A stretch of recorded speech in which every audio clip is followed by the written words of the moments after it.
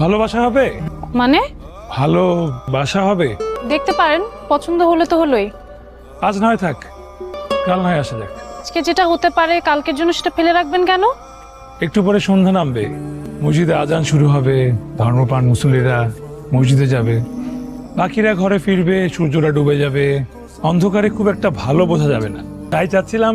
আচ্ছা, আপনি কি পদ্য টদ্য মানে কবিতা টবিতা লেখেন নাকি? ছদ্ম না, পদ্য লিখি। কবিতা না, কবিতা লিখি। মাঝে মাঝে পত্রিকায় দেই, ছাপায় না। তাই তখন নিজেরটা নিজেই পড়ি। নিজের মনে নিজেই রাজা, নিজেই প্রজা। শুনবেন কি? কবিতা? না থাক, অন্য সময়।